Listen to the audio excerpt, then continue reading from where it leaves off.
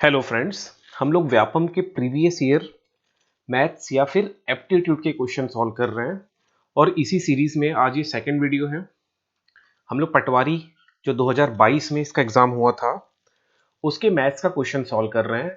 कल कुछ previous video में फर्स्ट वीडियो में पटवारी के कुछ क्वेश्चन सॉल्व किए थे और वीडियो बीच में बंद हो गया था, इसलिए वो कंप्लीट नहीं हो पाया था। तो चलिए उसको आज हम लोग कंप्लीट कर लेते हैं। हम लोग ये सब क्वेश्चन कल प्रीवियस वीडियो में देख लिए थे, आज हमको देखना है, यहां से हम लोग को देखना है ये क्वेश्चन को 54 से। 54 का क्वेश्चन बीच में बंद हो गया था, इसको यहां से देखेंगे आज से। In an examination 80% student passed in English. एक परीक्षा में 80% विद्यार्थी अंग्रेजी में उत्तीर्ण हुए। 70% विद्यार्थी गणित में, परंतु 10% इन दोनों विषयों में अनुत्तीर्ण हुए। तो बोला जा रहा है कि 80% जो छात्र हैं वो अंग्रेजी में पास हुए, 70% छात्र गणित में पास हुए और 10% इन दोनों विषयों में फेल हो गए। यदि 144 विद्यार्थी इन दोनों विषयों में उत्तीर्ण पास हुए तो कुल विद्यार्थियों की संख्या अपने को पता करना है। तो यहां पर देखो, इंग्लिश में कितने लोग पास हुए। इंग्लिश में 80% पास हुए हैं। ये 80% क्या है, वो स्टूडेंट की संख्या है, परसेंटेज है जो पास हुए हैं। तो इंग्लिश में कितने स्टूडेंट फेल हो गए, तो 100 में 80 घटा दो तो 20% विद्यार्थी क्या हो गए, इंग्लिश में फेल हो गए। सिमिलरली मैथ्स में 70% पास हुए हैं, तो कितने लोग फेल हुए हैं मैथ्स में, 30% क्या हुए हैं, फेल्ड हो गए। इंग्लिश में 20% विद्यार्थी फेल हुए हैं और मैथ्स में, गणित में 30% विद्यार्थी क्या हो गए, फेल हो गए। अब ये जो 10% बोल रहा है ना, ये दोनों सब्जेक्ट में, कॉमन सब्जेक्ट में फेल्ड है विद्यार्थी की वो संख्या है जो कॉमन, ऐसे विद्यार्थी जो इंग्लिश में भी फेल हुए हैं और मैथ्स में, दोनों में फेल हुए हैं। ध्यान से समझना, ऐसे विद्यार्थी भी हो सकते हैं जो केवल इंग्लिश में फेल हुए हो पर मैथ्स में पास हो गए हो, वो इस 10% में काउंट नहीं होगा वो, क्योंकि ये जो 10% जो दिया है, 10% उन इन दोनों विषयों में अनुत्तीर्ण हुए। 10% ऐसे छात्र हैं जो दोनों सब्जेक्ट में फेल हुए हैं। समझ पा रहे हो बात को मेरा, वो मैथ्स में भी फेल हो गए और इंग्लिश में भी फेल हो गए, मैथ्स में भी फेल है प्लस अंग्रेजी, दोनों में फेल हुए हैं। लेकिन कुछ ऐसे छात्र भी होंगे जो केवल अंग्रेजी में फेल हुए हो लेकिन मैथ्स में पास हुए हो, एंड इसके अलावा ऐसे छात्र होंगे जो इंग्लिश में पास हुए हो लेकिन मैथ्स में फेल हुए हो। और ऊपर मैंने क्या बोला, इंग्लिश में फेल हुए हो और मैथ्स में पास हुए हो, जस्ट अपोजिट कर लेना। अगर मैथ्स में पास तो इंग्लिश में फेल, या इंग्लिश में पास तो मैथ्स में फेल। और 10% ऐसे छात्र हैं जो दोनों सब्जेक्ट्स में फेल हुए हैं। ठीक है, तो जो कुल विद्यार्थी है जो फेल हुए हैं उनकी संख्या अलग होगी। अब उसको देखो, ये 10% वो है जो दोनों सब्जेक्ट में, कॉमन सब्जेक्ट में, बोथ सब्जेक्ट में क्या हो गए, फेल हो गए। तो एक फॉर्मूला होता था हमारे पास, ये फॉर्मूला होता है A union B equals to इसको नंबर लिख लेना, number of A union B into number of A plus number of B, ये फॉर्मूला है, minus number of A intersection, ये इंटरसेक्शन होगा, ए इंटरसेक्शन बी। ठीक है, इसका मतलब क्या है, ये ए यूनियन बी का मतलब है टोटल फेल्ड स्टूडेंट, कुल अनुत्तीर्ण छात्र। मैं लिख देता हूं यहां पर, कुल अनुत्तीर्ण छात्र, अनुत्तीर्ण छात्र या विद्यार्थी बराबर क्या लिखेंगे, अंग्रेजी में अनुत्तीर्ण। अभी मैं शॉर्ट में लिख देता हूं, इंग्लिश में क्या हुए, वो अनुत्तीर्ण हुए प्लस मैथ्स में अनुत्तीर्ण, माइनस कॉमन, दोनों सब्जेक्ट में अनुत्तीर्ण। ठीक है, दोनों सब्जेक्ट में क्या हुए, एक साथ अनुत्तीर्ण हुए, कॉमन। तो कुल अनुत्तीर्ण निकालना है। इंग्लिश में कितने परसेंट अनुत्तीर्ण हुए हैं, देखिए इंग्लिश में 20% अनुत्तीर्ण हुए हैं, इंग्लिश में 20% अनुत्तीर्ण हुए, तो यहां पर 20% लिख देते हैं। मैथ्स में कितने प्रतिशत अनुत्तीर्ण हुए हैं, 30%, तो 30% यहां लिख दो, माइनस कॉमन कितने हैं, 10, 20 और 30 हो गया 50, 50 पे 10 घटा दो तो बचा 40, तो 40% छात्र क्या हुए हैं, फेल्ड हुए हैं। अनुत्तीर्ण मतलब 40% कुल अनुत्तीर्ण है, याद समझना इस चीज को। ये जो 10% दिया है ना, ये दोनों में अनुत्तीर्ण है, लेकिन कुछ छात्र ऐसे हो सकते हैं जो मैथ्स में फेल है लेकिन इंग्लिश में पास है, या फिर इंग्लिश में फेल है मैथ्स में पास है। ठीक है, दोनों में एक साथ अनुत्तीर्ण नहीं हुए हैं। तो टोटल फेल्ड स्टूडेंट कितने हैं? 40%। ये समझ में आया आपको? अब ध्यान से देखना, अब 40% क्या है? फेल्ड है स्टूडेंट। तो कितने प्रतिशत छात्र पास हुए होंगे? 60%। ठीक है, 60% स्टूडेंट क्या हुए होंगे? पास है। और इनकी संख्या दिया है यदि 144 विद्यार्थी इन दोनों विषयों में उत्तीर्ण हुए हों, तो 60% कितना दिया है? 144। अब आप कर लो यहां से सिंप्लीफाई, तो 60% ऑफ x डिवाइडेड बाई 100, ये फॉर्मूला होता था कि अगर 60% 144 है तो 100% कितना होगा, यही निकालना है आपको क्वेश्चन में।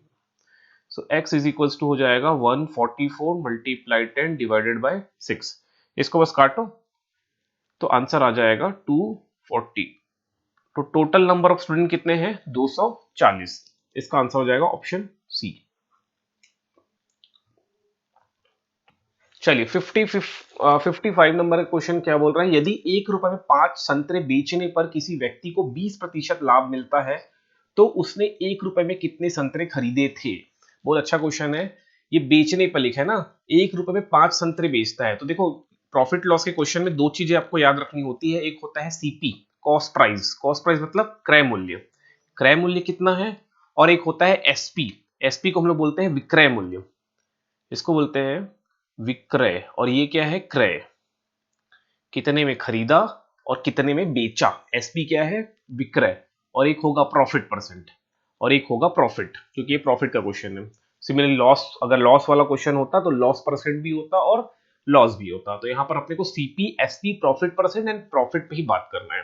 अब ध्यान से देखो, क्वेश्चन में बोला है ऑन सेलिंग ऑरेंजेस 5 फॉर ₹1, 1 रुपए में 5 संतरे मैंने बेचे। ध्यान से देखना, बहुत आसान क्वेश्चन है, ये से क्वेश्चन बनते ही रहते हैं। 1 रुपए में, ठीक है, 1 रुपए में मैंने कितने संतरे बेचे? 5 संतरे बेचे। ध्यान से समझना, 1 रुपए में मैंने 5 संतरे बेचे। तो एक संतरे कितने में बेचे? 1 रुपए में मैंने 5 संतरे, 1 रुपए में मैंने 5 संतरे बेचे, तो एक संतरे का कितने में बेचा? तो कुछ नहीं करना, इस 5 को इधर पक्षांतर करो, तो क्या हो जाएगा? 1/5। तो यहाँ 5 पक्षांतर कर दिया आपने, तो क्या बचेगा? यहाँ पर 1 बचेगा। तो एक संतरे का विक्रय मूल्य कितना हो जाएगा? 1/5। मैंने 1 रुपए में 5 संतरे बेचे, दैट मीन्स मैंने एक संतरे को कितने में बेचा? 1/5 रुपए में। ठीक है, तो ये क्या एक्चुअली में मिल गया अपने को? एसपी, सेलिंग प्राइस, विक्रय मूल्य है। मैंने एक संतरे को 1/5 रुपए में बेचा है। ठीक है, ये हो गया। अब अपने को पता है 20% प्रॉफिट दिया है आपको क्वेश्चन में, 20% क्या दिया है? प्रॉफिट गिवन है। और हमको एक फॉर्मूला भी पता है। हमको फॉर्मूला क्या पता है? फॉर्मूला ये है कि सीपी, कॉस्ट प्राइस मतलब क्रय मूल्य, प्लस प्रॉफिट परसेंट ऑफ क्रय मूल्य बराबर क्या होता है? एसपी। ये फॉर्मूला आपको पता है। मान लो सीपी 100 है, मैं बोल रहा हूं सीपी कितना है? 100% है, परसेंट में हम बात कर रहे हैं, सीपी 100 है। और प्रॉफिट परसेंट आपको कितना दिया है? 20% ऑफ 100 दिया है। तो इन दोनों को जोड़ दोगे, 100 और 20% ऑफ 100 तो 20 ही आएगा, और 100 और 20 मिलकर कितना हो जाएगा? 120।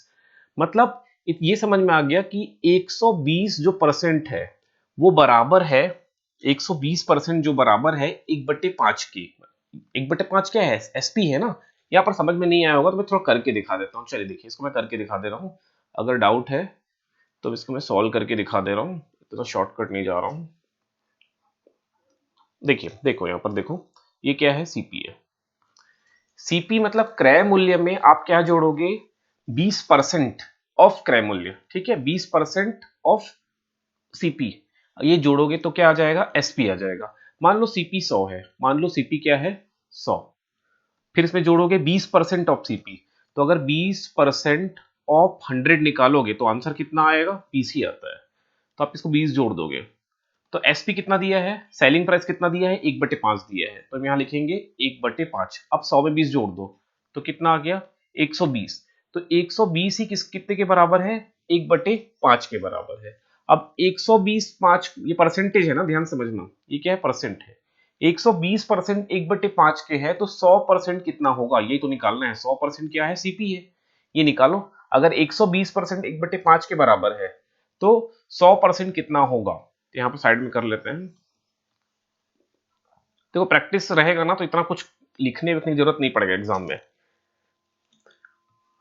ये लिखना इसलिए पड़ रहा है क्योंकि प्रैक्टिस की कमी है। अगर प्रैक्टिस होता तो हम फटाक से, अगर 120%, ये सब तो लिखने की जरूरत ही नहीं है एग्जाम में, ये सब लिखने की जरूरत ही नहीं है, ये सब नहीं लिखना एग्जाम में। ठीक है, ये आपको पता है सीपी क्या होता है, एसपी क्या होता है, पी परसेंट क्या है, पी क्या है, आपको पता है, तो लिखना नहीं है भाई। ये मैं समझा रहा हूँ इसलिए ये चीज लिख रहा हूँ, एग्जाम में नहीं लिखूंगा, एग्जाम में मैं ये नहीं लिखूंगा, समझ रहे हो। मैं सीधे ये लिखूंगा, ये भी एग्जाम में नहीं लिखूंगा, मैं सीधे ये लिखूंगा 120% 1/5 है तो 100% कितना होगा, वही मेरा आंसर आ जाएगा। सिर्फ ये दो दो स्टेप लिखूंगा, पहला चीज लिखूंगा और दूसरा लिखूंगा। अब 120% 1/5 है तो 100% कितना होगा, यही पता करना है भाई आपको।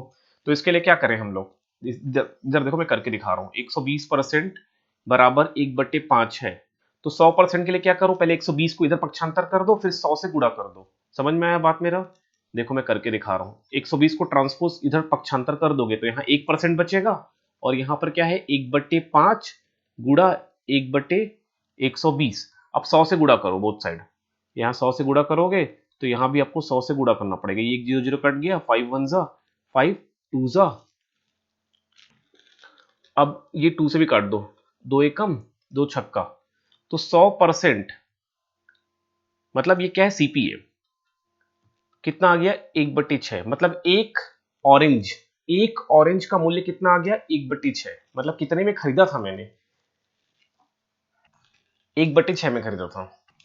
मतलब एक जो संतरा है उसको मैंने कितने में खरीदा है, 1/6 में खरीदा है। तो आपसे क्वेश्चन पूछ रहा है कि आप how many oranges were purchase for ₹1, तो 1 रुपए में आपने कितने ऑरेंजेस खरीदा। तो बस इसको आपको पक्षांतर कर दो 6 को इधर, तो कितना आ जाएगा 6, मतलब 1 रुपए में कितने ऑरेंजेस हमने खरीदा है, वो है 6। तो इसका सही आंसर हो जाएगा ऑप्शन डी। चलिए आगे बढ़ते हैं।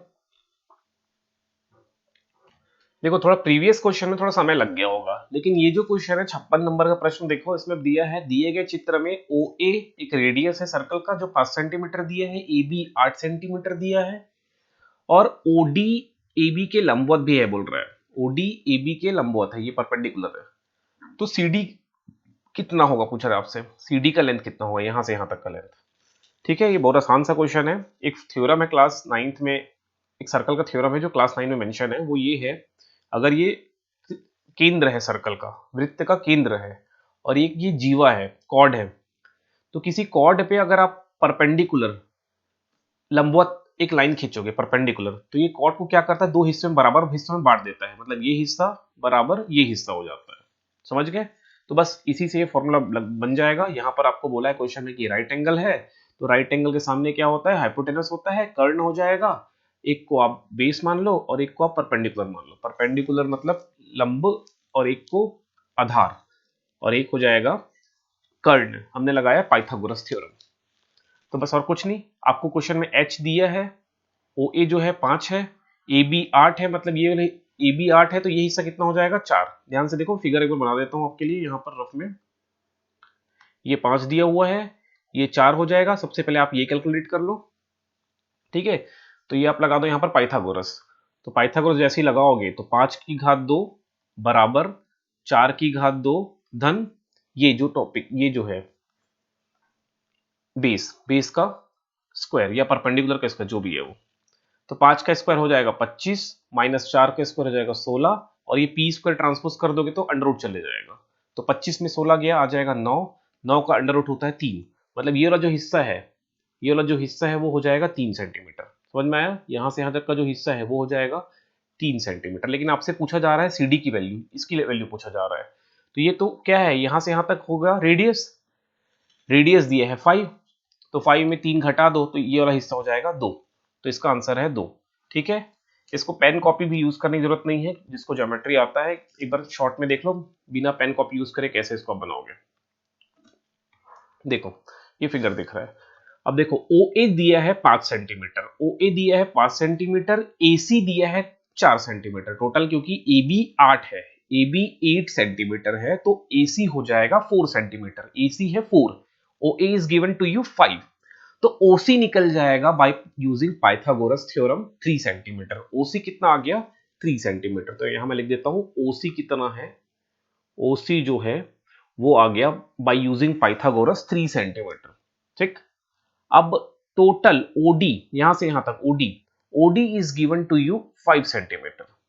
ध्यान से देखिए OD कितना दिया है 5 सेंटीमीटर, O से लेकर D 5 है और O से लेकर C 3 है, तो डेफिनेटली CD हो जाएगा 2 centimetre. So it's correct answer is option A. बहुत आसान क्वेश्चन था। 56 57 की ओर चले। 57 बोल रहा है how many numbers between 500 and 1000 are divisible by 6। 500 से 1000 के बीच 6 से विभाजित होने वाली संख्या ज्ञात कीजिए। अब यहां पर देखो ये 500 लिखा है, 500 के बाद जस्ट एक नंबर आएगा जो 6 से विभाजित हो, तो वो संख्या है 504। कैसे मुझे पता चला? तो इसका तरीका ये है, आप 500 लिखो, 500 को 6 से भागित करो,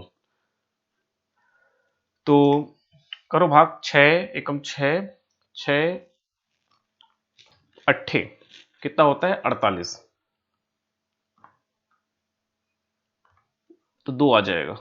अब ये 0 नीचे उतर गया, फिर 6 एकम 6, 6 दूनी 12, 6 तिया 18, 3 बार में आ गया 18।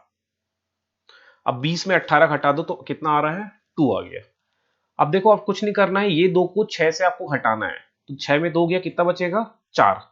तो इस 4 को इस 500 में जोड़ दो, तो ये आपका पहला डिजिट होगा 504। 500 की जस्ट बात क्या आ रहा है, 501 आ रहा है, 502 आ रहा है, 503 आ रहा है। ये तीनों की तीनों 6 से भागित नहीं होंगे, ये पहला नंबर है जो 6 से क्या हो जाएगा विभाजित होगा। तो फर्स्ट नंबर क्या है 504। इसी प्रकार आगे आते जाएगा, 504 में 6 जोड़ोगे तो 510 आएगा, वो भी 6 से भागित हो जाएगा। इस प्रकार से नंबर आते जाएंगे। ठीक, अब हमको पहुंचना है लास्ट में 1000। तो अब क्या करो, 1000 को 6 से फिर से भागित करो, तो 6 में भागित करो, 6 एकम 6 हो जाएगा, 4 बचा 40 हो गया। ठीक, और 6 6 6 36 होता है, तो फिर घटाए 4 आया, फिर 6 6 36 हो गया, फिर घटाए 4 आ गया। अब ये रिमाइंडर है, शेषफल है, तो इसको आप 6 से 4 घटाना नहीं है, आपको क्या कर देना है, सीधे 1000 में 4 घटा देना है। 1000 में 4 घटा दोगे तो कितना आ जाएगा 996। तो जो लास्ट नंबर होगा जो 6 से भागित होगा वो क्या होगा 996। इसका मतलब है अपने को ये समझ में आ गया कि फर्स्ट नंबर कौन सा है 504, उसके बाद कुछ कुछ नंबर आते जाएंगे आते जाएंगे आते जाएंगे, और जो लास्ट नंबर होगा वो कितना होगा 996। ठीक है, एक रूल याद रखे ना, वही रूल है कि अगर 500 के जस्ट बाद जाना है तो आपको क्या किया, मैंने 6 से डिवाइड किया और रिमाइंडर आया था 2, इस शेषफल को इस 6 से भाग माइनस किया, माइनस करने के बाद 4 आया, इस 4 को मैंने 500 में क्या किया है ऐड किया है। ठीक है, और उसी प्रकार 1000 है, 1000 को मैंने क्या किया है 6 से भाग दिया, 1000 को क्या किया 6 से भाग दिया। अब मुझे थाउजेंड्स के बाद नहीं चाहिए, 1000 के पहले चाहिए, क्योंकि बोला है क्वेश्चन में 500 और 1000 के बीच में लाना है। तो आप क्या करोगे, 6 से भाग करने के बाद जो शेषफल 4 आ रहा है उस शेषफल को सीधा इस 1000 से आपको क्या कर देना है माइनस कर देना है। अगर ऐसे करोगे 6 में 4 घटा के 2 आया और 1000 में जोड़ोगे तो 1002 तो ज्यादा हो जाएगा, ये भी 6 से भागित है, लेकिन हमको 1000 से ज्यादा नहीं जाना है, हमको 1000 से पहले रहना है। तो ये हमारा आ जाएगा 504 और 996। ठीक, अब आपने एपी पढ़ा होगा, अरिथमेटिक प्रोग्रेशन, हिंदी में बोलते हैं समांतर श्रेणी। तो एपी में ये पहला टर्म है, पहला टर्म फर्स्ट टर्म क्या है ए बराबर 504। ठीक है, लास्ट टर्म भी आपको दिया है 996, तो उसको मान लो nth term of the AP, हमको n ही फाइंड करना है। ठीक है, nवा टर्म, nवा पद कितना है 996, nवा पद दिया है 996। डी पता है गैप कितने का होगा, 6 6 से भाग हो रहा है तो हर बार गैप कितने का होगा 6 का गैप होगा, बस यहां से निकाल लो। अब फॉर्मूला होता था nth term of the AP का फॉर्मूला होता है a plus n minus 1 into D, this is the formula. अब tn कितना दिया है 996 दिया है 996। ए आपको पता है 504, प्रथम पद 504, n हमें नहीं पता है तो n माइनस 1 लिखो, डी हमको पता है 6। अब कुछ नहीं करो, इस 504 में पहले 996 को घटा दो, तो जैसे ही घटाओगे आप तो 6 में 4 गया 2, 9 5 9 में 4 9 में 5 गया 4, 492 आ जाएगा। n-1 ऐसे कुछ आ गया। इस 6 से इसको पक्षांतर करोगे तो 6 क्या आ जाएगा, भागित में आ जाएगा। इसको भी काटो तो 6 अट्ठे 48 होता है, एक बचा। ठीक है, तो 6 दूनी 12, तो n-1 किसके बराबर आ गया, 82 के। तो ये एक को इधर पक्षांतर कर दोगे तो 82 धन 1 हो जाएगा बराबर n। तो 82 में एक जोड़ो तो आंसर आ जाएगा 83। सो n कितना है, 83। मतलब हाउ मेनी नंबर्स पूछा जा रहा है, तो 83 नंबर्स होंगे। 83 नंबर्स होंगे जो 500 और 1000 के बीच में है, जो 6 से भागित होंगे। समझ रहे हो आप लोग, 500 और क्या बोला है, 1000। जैसे यहां पर लिख देते हैं समझाने के लिए आपको, 504 है पहला नंबर, उसके जस्ट बाद 6 जोड़ दो तो कितना आ जाएगा, 510। ठीक, और 6 जोड़ दो तो 516। ऐसे करते करते हम पहुंचेंगे 996 तक, और इनकी संख्या कितनी है, 84 है। ये पहला नंबर हो गया, सॉरी 84 नहीं 83। ये दूसरा संख्या, ये तीसरा संख्या, चौथा, पांचवा, 10वां, 50वां, ऐसे करते करते ये कौन से नंबर का है, 83rd नंबर है। ठीक है, 83, इनके बीच में कितनी संख्या है, 83 संख्या है। चलिए अगला क्वेश्चन देखो, 58 नंबर का।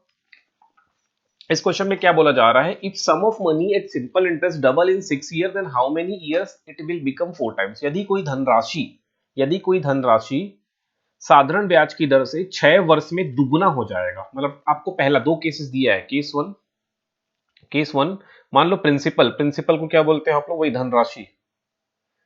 ठीक है, मूलधन को हम पी मान लेते हैं। प्रिंसिपल कितना दिया है, पी दिए है। ठीक है, प्रिंसिपल कितना दिया है, मूलधन कितना दिया है, पी दिए है, वो धनराशि पी है।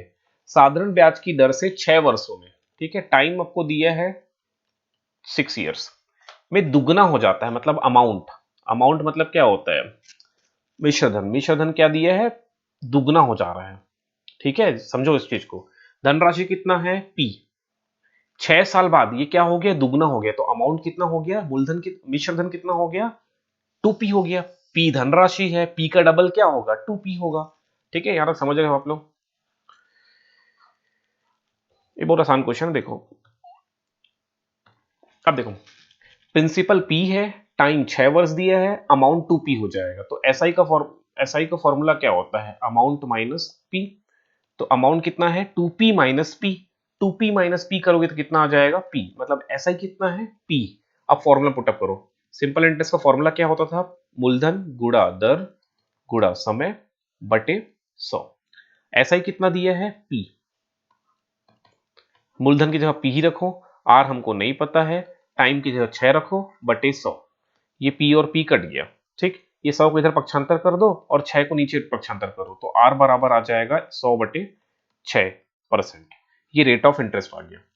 अब केस 2 क्या बोल रहा है, दूसरा केस 1 के बाद केस 2 बोल रहा है, तो कितने वर्ष में 4 गुना हो जाएगा। वो जो प्रिंसिपल है ना, प्रिंसिपल मतलब मूलधन जो है, या वो जो धन राशि है, कितने वर्षों में 4 गुना हो जाएगा। तो मान लो टी वर्षों में वो क्या हो जाएगा, 4 गुना हो जाएगा। तो ये टी निकालना है। अब अमाउंट दिया है फिर से 4p। अमाउंट कितना दिया है, 4p। p तो प्रिंसिपल है, p क्या है, धनराशि है, इसका 4 गुना, वही हमारा क्या है, मिश्रधन है। तो अब सिंपल इंटरेस्ट निकाल लो। सिंपल इंटरेस्ट का फॉर्मूला क्या होता है, a माइनस पी होता है। तो 4p में p गया, 4p में p गया, 4p में आप p माइनस करोगे तो कितना आएगा, 3p। तो SI कितना हो जाएगा, 3p। अब SI का फिर सूत्र लिख दो, SI इक्वल्स टू होता है PRT अपॉन 100। SI कितना दिया है, 3p। p की जगह p, r की जगह आप लिखोगे ये जो आपने कैलकुलेट किया है 100 बटे 6, 100 बटे 6। टाइम नहीं पता है, और ये 100 नीचे आ जाएगा। ये 100 कट गया। अब क्या करो, ये p से p भी कट गया, 6 तिया क्या हो जाता है, 18, 6 तिया हो जाता है 18। तो कितना टाइम लग जाएगा, 18 साल में। 18 साल में वो कितना हो जाएगा, 4 गुना हो जाएगा। ठीक है, बहुत सरल सा क्वेश्चन है, एक मिनट से लेस देन 1 मिनट में ये क्वेश्चन सॉल्व हो जाएगा। ठीक, तो इसका सही आंसर है ऑप्शन ए। ठीक है, आई थिंक समझ में आया हो। जो नहीं समझ में आया कमेंट कर देना, मैं उसको समझा दूंगा फिर से। फिर आते हैं नेक्स्ट क्वेश्चन 59 की तरफ। बोला जा रहा है, एक गोलाकार गुब्बारे में हवा भरने पर उसकी त्रिज्या 3 गुनी बढ़ जाती है। यदि हवा भरने के बाद गुब्बारा का पृष्ठीय क्षेत्रफल A2 है और हवा भरने से पहले A1 है, तो A1 बटे A2 क्या होगा? बहुत आसान क्वेश्चन है। देखो, पृष्ठीय क्षेत्रफल बोला ना, सरफेस एरिया की बात कर रहा है। पृष्ठीय क्षेत्रफल मतलब सरफेस एरिया, तो सरफेस एरिया या पृष्ठीय क्षेत्रफल ऑफ स्फीयर, स्फीयर है ना, स्फीयर मतलब क्या होता है? गोला। तो पृष्ठीय क्षेत्रफल ऑफ स्फीयर या sorry surface area of sphere या गोला का पृष्ठीय क्षेत्रफल का फॉर्मूला क्या होता है, ये जरूरी जानना। तो ये होता है 4 पाई आर स्क्वायर, 4 पाई आर मतलब त्रिज्या की घात 2, ये सूत्र है। तो A1 क्या है? हवा भरने से पहले, और A2 क्या है? हवा भरने के बाद। मतलब मान लो ये A1 है, इतना बड़ा था वो गुब्बारा, लेकिन जैसे ही हवा भरा तो वो क्या हो गया? इतना बड़ा हो गया फूल के। ठीक है, तो इसका कितना पृष्ठीय क्षेत्रफल है? अनुपात, ये बड़े वाले का कितना पृष्ठीय क्षेत्रफल है, आपको यही याद करना है। तो A1 कितना हो जाएगा? 4 पाई, ठीक है, R1 स्क्वायर, और A2 क्या हो जाएगा? 4, त्रिज्या क्या है? चेंज हो जा रही है। देखिए, आप ध्यान से देखिए, त्रिज्या क्या है? चेंज हो जा रही है। ये इसका सेंटर है, यहां से यहां तक A1 के केस में त्रिज्या R1 है, और A2 के केस में त्रिज्या यहां से यहां क्या हो जाएगा? R2 हो गया, त्रिज्या बढ़ गया। ये R2 स्क्वायर, 4 पाई कट हो जाएगा। ठीक है, अब देखो क्या बोल रहा है, उसका त्रिज्या कितना गुना बढ़ जा रहा है? 3 गुना बढ़ जा रहा है। तो मान लो अगर ये 1 है तो ये कितना हो जाएगा? 3। तो 1 का स्क्वायर बटे 3 का स्क्वायर, तो कितना हो जाएगा? 1:9 is the correct answer, option D. ठीक है, बहुत आसान क्वेश्चन था। अगर पहला वाला त्रिज्या 1 है तो दूसरा वाला त्रिज्या कितना होगा? उसका 3 गुना, मतलब 3। ठीक, सो इसका सही आंसर हो जाएगा 1:9। ये तो देखिए कितना आसानी से बन गया, इतना कुछ करना थोड़ी एग्जाम में। देखो, एग्जाम में अगर आप बनाने बैठोगे तो ये डायग्राम तो पहले बार बनाओगे नहीं। इवन आपको सूत्र याद है, सूत्र भी ऐसा करके लिखोगे नहीं, सीधे ये स्टेटमेंट लिखोगे, ये वाला हिस्सा, ये हिस्सा लिखोगे, यहाँ फॉर्मूला लिखोगे, यहाँ फॉर्मूला लिखोगे, 4 पाई को कैंसिल कर दोगे, R1 का स्क्वायर बटे R2 का स्क्वायर लिखोगे। अब पता है R1 1 है तब R3 3 है, तो 1/3 का स्क्वायर निकालोगे तो 1/9 आंसर आ जाएगा। चलिए नेक्स्ट क्वेश्चन की ओर चलते हैं। The price of a cycle is marked at 1150. A shopkeeper earns a profit of rupees 15% after allowing a discount of 15% on the marked price. Find the cost price of a cycle.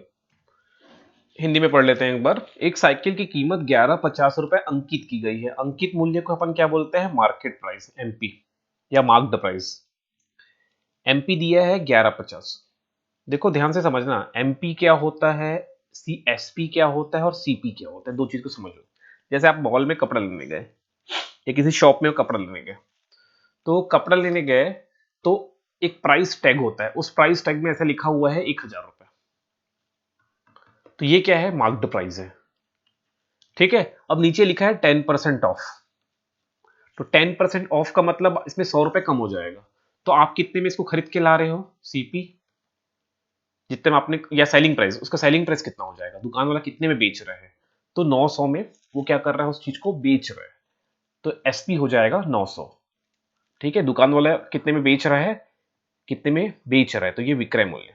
कितने में बेचा, तो विक्रय मूल्य कितना हो जाएगा? 900 रुपए। ठीक है, तो मार्क्ड प्राइस समझ में आ गया, और विक्रय मूल्य एसपी। अब देखो 1150 रुपए क्या है? उसका मार्केट प्राइस है या मार्क्ड प्राइस है।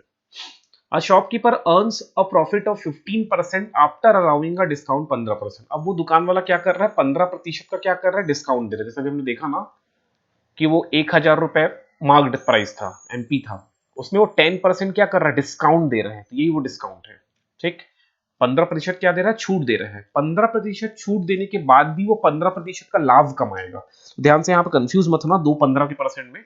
इसको देखो, एमपी दिया है 1150, एमपी दिया है 1150, और 15% का क्या है? डिस्काउंट है, ये डिस्काउंट है, डिस्काउंट परसेंट है। तो हम लोग निकाल लेते हैं, जैसे ही एमपी में डिस्काउंट माइनस करोगे तो क्या आ जाता है? सेलिंग प्राइस आ जाता है। तो क्या आ जाता है? Selling price. अब देखो, तो हम लोग पहले 1150 में, अब देखो मैं यहां पर शॉर्ट में कर रहा हूं, 1150 का 15% निकालना है, तो इसका रूल क्या हो जाएगा? 15 से गुणा करके 100 से भाग कर दो, एक ये रूल है। या एक दूसरा रूल ये भी है कि सबसे पहले आप 10% निकाल लो। 15% को कैसे तोड़ोगे? 10 धन 5 में, ठीक। तो 1150 का 10% कितना होगा? तो 10% कितना हो जाएगा? 115। समझ गए?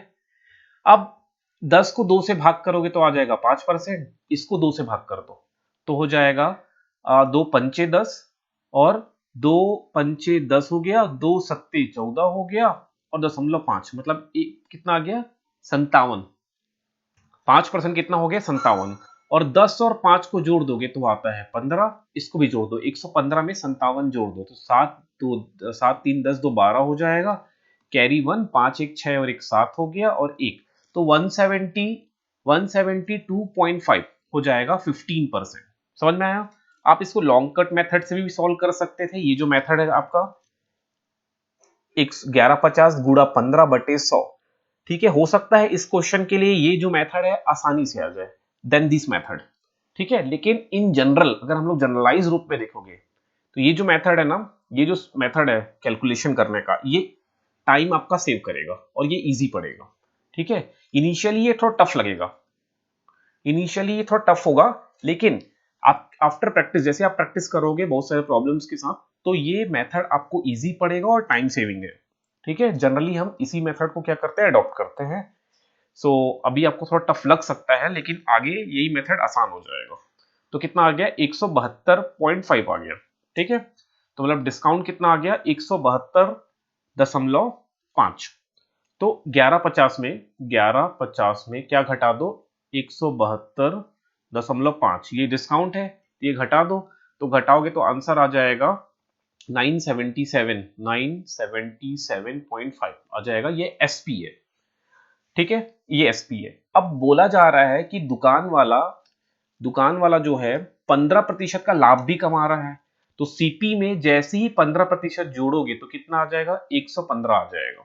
तो 115% ही ये है 977.5। 977.5 जो है वो 115% है। अगर देखो आप लोग को ये चीज समझ में नहीं आ रहा है ना, तो प्रॉब्लम कहां पर आ रही है? प्रॉब्लम ये है कि आपको ये प्रॉफिट लॉस का जो टॉपिक है ये क्लियर नहीं है। प्रॉफिट लॉस, या इसको एप्लीकेशन ऑफ परसेंटेज भी बोल सकते हो, एप्लीकेशन ऑफ परसेंटेज। इसको आपको थोड़ा पढ़ना पड़ेगा तब जाके ये समझ में आएगा कि कैसे 15% लाभ कमा रहा है तो 115% हो जा रहा है सीपी एसपी। इसको थोड़ा समझना पड़ेगा। तो एक किसी सेपरेट वीडियो में मैं बताने का प्रयास करूंगा। इसको कमेंट करना अगर नहीं समझ में आ रहा होगा तो ये जो एसपी है ये कितना हो गया? 115%। ये कैसे हो गया? सीपी 100 है, 15% का लाभ कमा रहा है। सीपी में जैसे ही प्रॉफिट जोड़ोगे तो क्या आता है? एसपी। तो ये एसपी है, ये सीपी था, मतलब ये दोनों 115 क्या हो गया? ये जुड़ के 115 हो गया। अब यहां से इसको क्या कर लेते हैं? सिंप्लीफाई कर लेते हैं। देखो अब 115% 977.5 है तो 100% कितना होगा? तो 100% के लिए आपको क्या करना पड़ेगा? 977.5 गुणा 100 बटे 115। 5 से पहले ही काट लो इसको, 5 से काट लो। फिर उसके बाद इसको सिंप्लीफाई करना है आपको। सिंप्लीफाई करोगे तो आंसर आ जाएगा 850। तो 100% 850 है, वही सीपी है, ठीक है। सीपी मतलब कॉस्ट प्राइस, मतलब लागत मूल्य। तो इसका 850 करें हो जाएगा, करेक्ट आंसर हो जाएगा। ये भी थोड़ा कैलकुलेटिव था, इसमें थोड़ा समय लगेगा। अब दूसरा क्वेश्चन पूछा जा रहा है कि फॉर व्हाट वैल्यू ऑफ के द इक्वेशन आर कोइंसिडेंट। समपाती होंगे, के किस मान के लिए लाइन क्या होंगे? समपाती होंगे।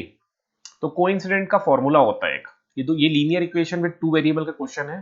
कोइंसिडेंट का फॉर्मूला होता है a1/a2 is equals to b1/b2 is equals to C1/C2। This is the formula. बस में पुटअप करो, ये A1 1 है, A2 2 है, B1 2 है, B2 K है, C1 7 है, C2 14 है। बस ये पुटअप कर लो, आंसर आ जाएगा 1/2 इज इक्वल्स टू 2/K। आपको यहीं से K के वैल्यू निकल जाएगा, K इज इक्वल्स टू 4। ठीक, और इक्वल्स टू 7/14। इसको सॉल्व करोगे तो ये k 1 जा k 2 2 जा 4, तो k इज इक्वल्स टू कितना आ गया, 4 आ गया। यहाँ से सॉल्व करके देखो, ये 7 1 जा 7 2 जा, तो ये भी 1/2 हो रहा है, 2 2 जा 4, तो k का वैल्यू कितना आ रहा है, 4। k का मान कितना आ रहा है, 4। अगर यहाँ पर संपाति ना हो के बोला होता नो सॉल्यूशन, सॉल्यूशन एग्जिस्ट नहीं करता, सॉल्यूशन एग्जिस्ट नहीं करता, तब का सूत्र क्या बन जाता, a1 by a2 equals to है b1 by b2 and this is not equals to c1 by c2। ये नो सॉल्यूशन का केस है। ठीक है, अगर यहाँ पर बोला होता यूनिक सॉल्यूशन है, ये मैं शायद कल की वीडियो में बता चुका हूँ, यूनिक सॉल्यूशन में क्या होता है, a1 by a2 is not equals to b1 by b2। ये तीन केसेस ही होते हैं, तीन केस में ही इस तरह के क्वेश्चन सॉल्व होते हैं, ओनली तीन केस होगा।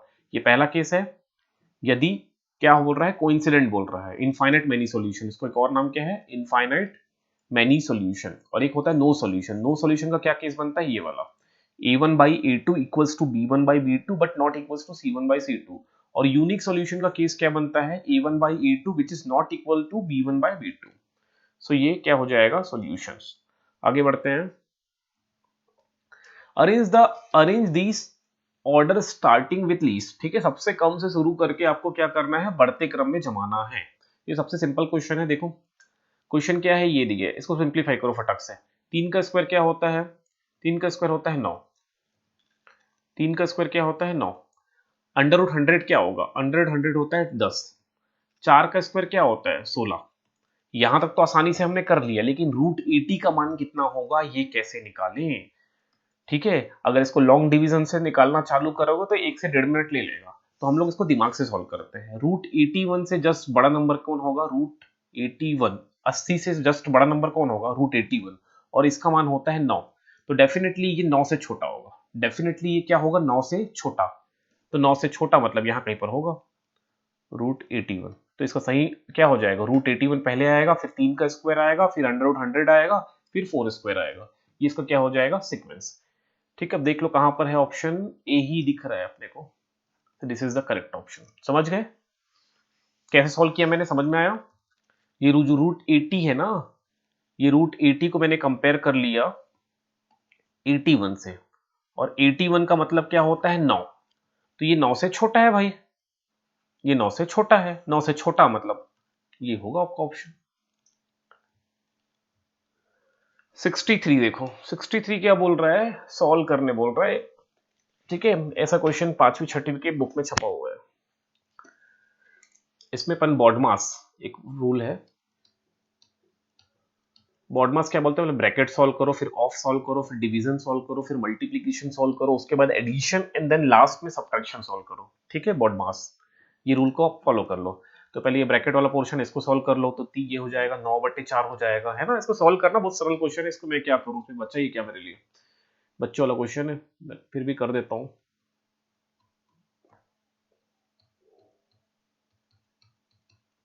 ये हो जाएगा 9/4, फिर गुणा कर दो, 7×3 = 21, 8×5 = 40, तो ये हो गया 21/40। ठीक है, अब ये जोड़ने वाला काम भी कर ही लेंगे अपन, लेकिन अभी छोड़ दो इसको, या चाहो तो जोड़ दो, 9 और 1 10 हो जाएगा, 10/4 हो गया। ठीक है, अब एलसीएम निकाल दो, 5 4 और 40 का एलसीएम कितना हो जाएगा, 40 इसका क्या हो जाएगा, एलसीएम हो जाएगा। एलसीएम निकाल के सॉल्व करना, इसका आंसर आ जाएगा। ठीक है, आंसर आ जाएगा, मेरे को भी कमेंट करके बता देना क्या आंसर आ रहा है। चलिए आगे बढ़ते हैं 64th क्वेश्चन में। how much will be average of the square of natural number from 1 to 40? प्रकृत संख्या 1 से 40 के वर्ग का औसत कितना होगा। आपको सीधा सीधा पूछ रहा है कि 1 की घात 2 धन 2 की घात 2 धन ऐसे करके 40 की घात 2 का एवरेज पूछ रहा है ना, तो एवरेज में 40 संख्या, तो 40 से आपको भाग भी करना है। तो पहले इसका एक फॉर्मूला होता है, 1 की घात 2 धन 2 की घात 2 धन 3 की घात 2 धन n की घात 2। इसका फॉर्मूला क्या होता है, इसका फॉर्मूला होता है n+1, यहाँ लिख देता हूँ n+1 2n+1/6, इसका सूत्र होता है। ठीक है, तो बस इसको पुटअप करो, आंसर आ जाएगा। पुटअप कर देते हैं, n बराबर 40 दिए अपने को, n बराबर 40, तो यहाँ फॉर्मूले में पुटअप कर दो, तो क्या हो जाएगा 40 गुणा 40 धन 1 मतलब 41 गुड़ा 40 दूनी 80 धन 1 81 बटे 40। ये एवरेज निकालने के लिए आपको डिवाइड करना पड़ता है ना, sum observation divided by number of observation. तो 40 40 कट जाएगा। 41 को 81 से क्या करो, गुणा करो। 1/6 भी होगा ना। 41 को 81 से गुणा करो और 6 से भाग करो। 41 को 81 से गुणा करो और 6 से भाग करो तो आंसर आ जाएगा 553.5। देख लेना, सॉल्व कर लो। 41 को 81 से मल्टीप्लाई करके 6 से भाग कर लो, आंसर आ जाएगा।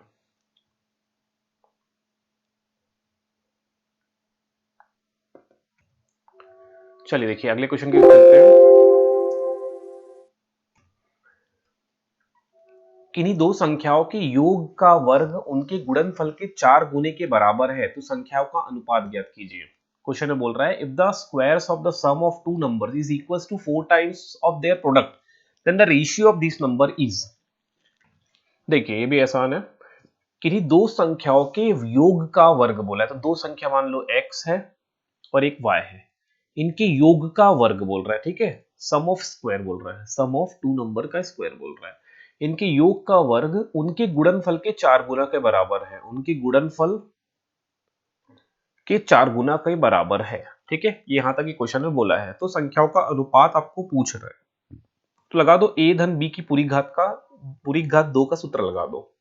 तो ये होता है a की घात 2 धन 2ab धन b की घात 2। ये 4xy को ट्रांसपोज करके इधर ले आओ तो ये हो जाएगा -4xy इक्वल्स टू 0 हो गया। अब ये 2xy में 4xy को घटा दो, तो घटाओगे तो क्या हो जाएगा, x square plus y square. अब 4 में 2 गया तो बचेगा -2 इक्वल्स टू 0। अब ये पता है ये किसका सूत्र बन गया, ये x माइनस वाई का होल स्क्वायर का सूत्र है ये, ठीक है। यहां तक समझ में आया होगा। अब आप क्या कर दो, इसका स्क्वायर अंडर रूट ले लो बोथ साइड। क्या कर दो, under root taking root both side. तो ये हो जाएगा x माइनस वाई का क्या हो जाएगा, अंडर रूट ले लो, इक्वल्स टू 0 का भी अंडर रूट ले लो। तो ये तो कैंसिल हो जाएगा और 0 का अंडर रूट 0 ही होता है। तो ये कितना हो गया, x माइनस वाई बराबर 0 है, तो x इक्वल्स टू कितना हो गया y, मतलब दोनों संख्या आपस में बराबर है, मतलब रेशियो कितना हो जाएगा 1:1। तो इसका सही आंसर हो जाएगा C, option C is correct answer. अगला क्वेश्चन है, देखो 66 नंबर का क्वेश्चन देखो।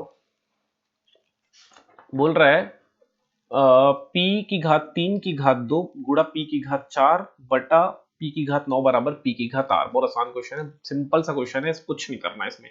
ये 3 दूनी 6 हो जाएगा, 6 4 10 हो जाएगा, 10 में 9 घटा दोगे तो 1 आ जाएगा। तो इसका करेक्ट आंसर हो जाएगा ऑप्शन 1, मतलब ऑप्शन ए। देखो मैंने कुछ नहीं किया, पेन कॉपी यूज नहीं किया, इसका आंसर आ गया, ठीक है। तो ये सूत्र है, कुछ सूत्र का यूज मैंने किया है। ए की घात m की घात n बराबर क्या होता है, ए की घात m गुणा n होता है, ये पहला सूत्र लगाया। दूसरा सूत्र ये होता है कि ए की घात m गुणा ए की घात n दिए है, तो आपको क्या कर देना है, सीधा जोड़ देना है। और तीसरा सूत्र ये होता है ए की घात m बटे ए की घात n दिए है, तो ए की घात m माइनस n।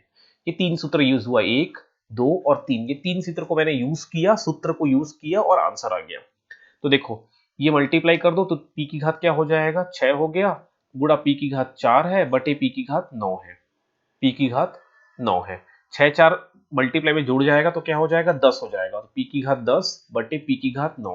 अब डिवीजन में माइनस होता है पावर, डिवीजन में क्या होता है, पावर माइनस होता है। तो 10 में 9 घटा दो तो p की घात 1 आ गया। तो कंपेयर करोगे तो r की जगह क्या दिख रहा है, 1 दिख रहा है, तो सही आंसर हो जाएगा ऑप्शन ए। इस बार पटवारी के क्वेश्चन पेपर जो मैथ्स का बहुत आसान आया है, बहुत आसान आया है।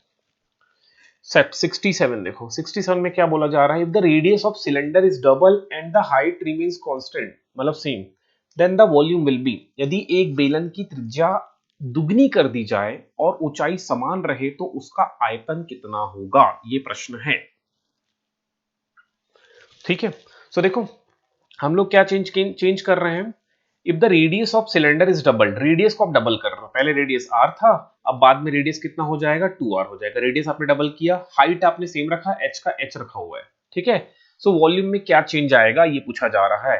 अगर ये वॉल्यूम v है तो वॉल्यूम कितना होगा, ये प्रश्न बन रहा है। तो फॉर्मूला क्या होता है वॉल्यूम का, यहाँ लिख देते हैं। वॉल्यूम इज इक्वल टू होता है, सिलेंडर है तो सिलेंडर होता है पाई r स्क्वायर h, पाई r स्क्वायर एच होगा।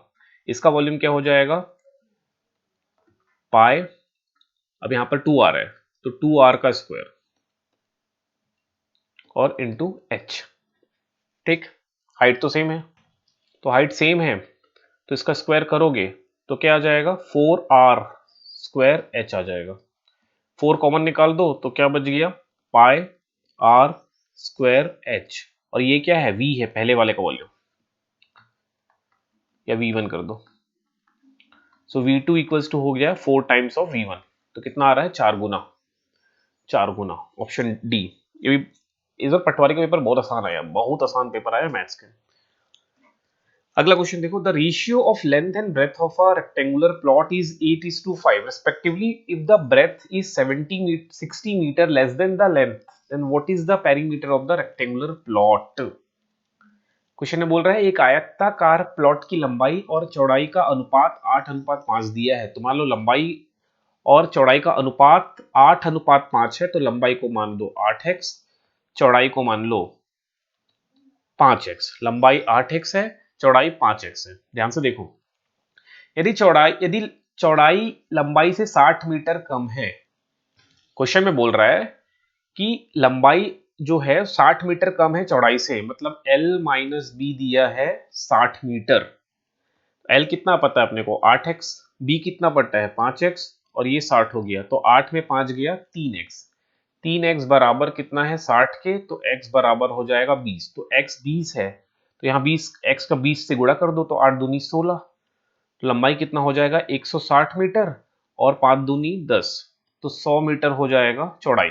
अब आपको लंबाई भी पता है, चौड़ाई भी पता है, परिमाप निकालना है। परिमाप का फॉर्मूला होता है 2 times of L plus B, तो L और B को जोड़ो, 160 में 100 जोड़ दो तो कितना आ जाएगा 260, और 260 को 2 से गुणा कर दो तो 26 का डबल कितना होता है 52, 26 का डबल कितना होता है 52, तो 520 मीटर इसका सही आंसर हो जाएगा। This is the answer. ये भी मजाक सा क्वेश्चन है। अगला क्वेश्चन देख लो, find the value of given fractions. गुणा करना है यार, गुणा करने का क्वेश्चन तीसरी चौथी क्लास में दिया है, ये तीसरी या चौथी क्लास में मिल जाएगा आपको ये क्वेश्चन। गुणा करना है, कुछ नहीं करना है, पहले इसको मिक्स फ्रैक्शन को प्रॉपर फ्रैक्शन में कन्वर्ट करो, तो 3 2 6, 6 प्लस 2 हो जाएगा 8/3, मल्टीप्लाई 4 3 12, 12 प्लस 1 होता है 13/3, ठीक है, और ये 15/13 ही दिया हुआ है। कुछ कट रहा है तो काट लो, नहीं कट रहा है तो छोड़ दो, ये 3 से कटेगा, 3 5 15। अब इसको गुणा बस करना है, गुणा कर लो, कितना हो जाएगा 8 पंचे 40, अब 13 चौक कितना होता है, ये 13 13 भी तो कट रहा है, ये 13 13 तो ऐसे ही कट गया। अब देख लो क्या बचा, तो 8 पंचे 40 और नीचे केवल 3, तो 40/3, option A is the correct answer. ठीक, ये निकालना है, find the value of this. 1296 का पावर दिया है 0.75 और 36 की घात दिया है -1। ठीक, 36 का स्क्वायर ही 1296 होता है, 36 का स्क्वायर निकाल लो, 36 का स्क्वायर निकालो, वो होता है 1296। ठीक है, 36 का स्क्वायर कितना होता है 1296, तो इसको मैं लिख सकता हूं इस प्रकार से, कैसा लिख सकता हूं, 36 का स्क्वायर है 1296 और उसका घात दिया है 0.75,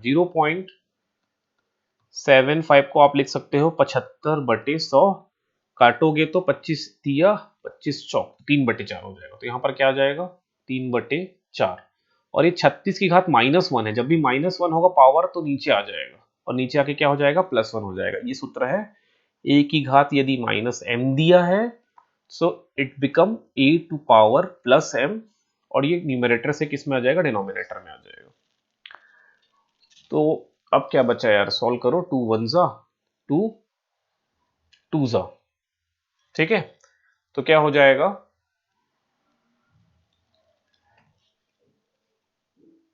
ये हो गया, या जगह बना लेते हैं थोड़ा रफ करके,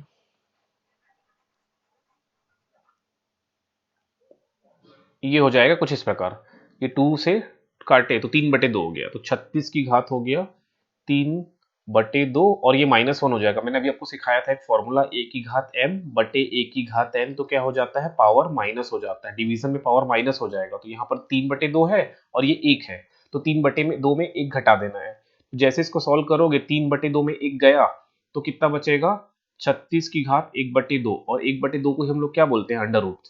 तो 36 का अंडर रूट कितना हो जाएगा, 6। 6 इसका क्या हो जाएगा answer, option B is the correct answer. ठीक है, फाइनली हमारा 70 क्वेश्चन मतलब टोटल 30 क्वेश्चन थे पटवारी में मैथ्स के, 70 क्वेश्चन हमने कर लिया। तो हमारा पटवारी का पेपर आज फिनिश हो गया। देखो इतना आसान पेपर आया है पटवारी का। फिर भी किसी को डाउट हो तो वो कमेंट करना, जिसको भी डाउट हो वो कमेंट कर सकते हो, मैं कमेंट देख के रिप्लाई करूंगा। और अगर नहीं समझ में आ रहा तो एक वीडियो में और बता दूंगा उस चीज को। देखो अभी से मैथ्स को डेली करते रहो। इस साल जो CGPSC 2022 का जो पेपर हुआ है, इसका मैथ्स लोगों को बता दिया है कि कितना टफ होता है, मतलब अपनी औकात दिखा दी है। तो आप लोग मैथ्स को डेली प्रैक्टिस करते रहो, और जो भी डाउट होगा वो कमेंट कर देना। चलिए फिर नेक्स्ट वीडियो में मिलेंगे।